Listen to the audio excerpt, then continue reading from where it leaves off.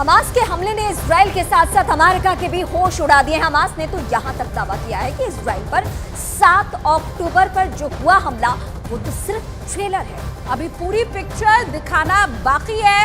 Hamas ने यह दावा किया है कि उसके पास रॉकेट और मिसाइलों की कोई कमी नहीं है और अगला हमला नेतन्याहू की पट के छक्के छुड़ा देगा।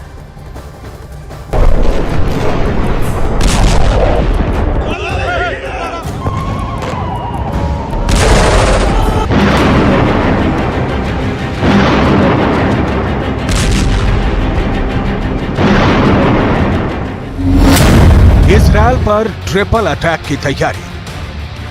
गाजा पट्टी की तरफ से हमास ने जिस तरह से 7 अक्टूबर को जमीन, आकाश और समंदर के रास्ते हमले किए हैं, उसने पूरी दुनिया को हैरान कर दिया है। इजरायल भले ही 4 दिन से प्रचंड हवाई हमले कर रहा हो, लेकिन हमास ने दिखा दिया है। जिस हमास को इजरायल मरा हुआ आतंकी संगठन समझ रहा था, वो हमास इजरायल की नाक के नीचे बारूदी हमले की जबरदस्त तैयारी कर रहा था। अब हालात ये हैं कि इजरायल ने गाजा पट्टी में 500 से ज्यादा ठिकानों पर 800 से ज्यादा हवाई हमले किए हैं, लेकिन उसके बावजूद हमास के कमांडर झुकने को तैयार नहीं है। इजरायल और फिलिस्तीन दोनों तरफ के 2500 से ज्यादा लोग मारे जा चुके हैं। हालांकि इजरायली सेना ने दावा किया है कि इजरायल की सीमा में 1500 से ज्यादा हमास चरमपंथियों की लाशें मिली हैं, लेकिन उसके बावजूद हमास 3 देशों के साथ मिलकर इजरायल पर बहुत बड़े हमले की तैयारी करने में रात दिन जुटा है।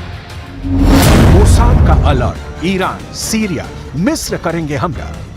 खुद इजरायल की टॉप खुफिया एजेंसी मोसाद ने इजरायली प्रधानमंत्री बेंजामिन नेतन्याहू को क्लियर कट इनपुट दिया है कि हमास के साथ 3 और देश मिलकर इजरायल पर कभी भी हमला कर सकते हैं। पश्चिमी मीडिया को खुफिया अधिकारियों से जो जानकारी मिल रही है, वो वाकई दिल दहला देने वाली है।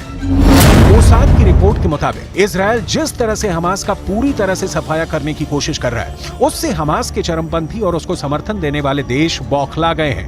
इजरायल दिन और रात लगातार हवाई हमले गाजा पट्टी में कर रहा है। 21 लाख की आबादी वाले गाजा में इस वक्त हर घंटे इमारतें और हमास के ठिकाने तबाह हो रहे हैं, लेकिन इस बीच मोसाद का दावा बेहद डरावना है। इजरायल की खुफिया एजेंसी मोसाद ने साफ दावा किया है कि इजरायल पर ईरान, सीरिया और मिस्र तीनों मिलकर हमला करने जा रहे हैं।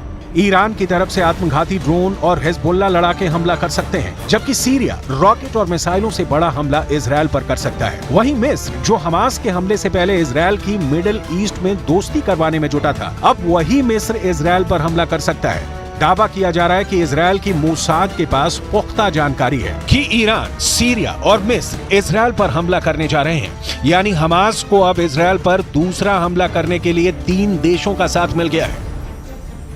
گویی‌هایی در این 2-3 روز کردند و ادامه داره، از جمله اینکه ایران اسلامی رو پشت این حرکت معرفی میکنند.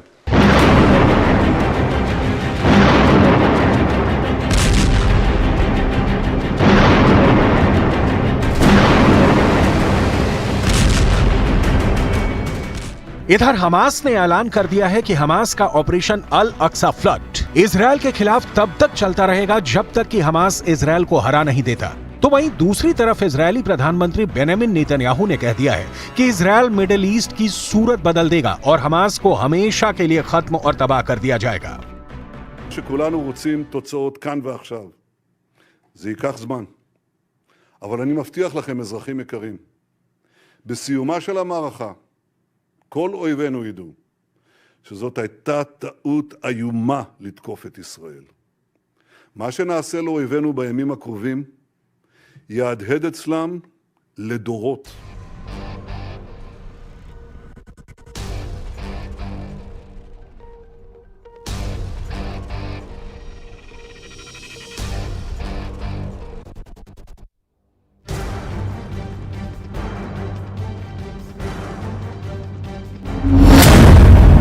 गाजा में खूनी गदर, लंबी जंग को तैयार हमास। इजरायल पर हमास के हमले से जुड़ा एक और बड़ा खुलासा हुआ है। अमेरिकी मीडिया वॉल स्ट्रीट जर्नल ने हमास और हिजबुल्लाह के सीनियर अधिकारियों के हवाले से अपनी रिपोर्ट में दावा किया है कि ईरान के सुरक्षा अधिकारियों ने इजरायल पर हमले की प्लानिंग में हमास की मदद की थी। इसके बाद उन्होंने 2 अक्टूबर को बेरूत में एक बैठक में हमले के लिए हरी झंडी दे दी थी। जिसके बाद हमास ने इजरायल पर 7 अक्टूबर को 7,000 रॉकेट से एक साथ हमला कर दिया था। इधर लेबनान के संगठन हिजबुल्लाह ने अमेरिका को धमकी दी है और कहा है कि अमेरिका ने अगर सीधे तौर पर जंग में दखल दिया तो वो मिडिल ईस्ट में अमेरिकी ठिकानों पर हमला कर देंगे। हिजबुल्लाह ने अमेरिका को धमकी देते हुए कहा है कि फिलिस्तीन को यूक्रेन मत समझ लेना। वहीं दूसरी तरफ गाजा पट्टी में हमास चरमपंथियों के खिलाफ इजरायल ने जमीन और आकाश से पूरी ताकत लगानी शुरू कर दी है।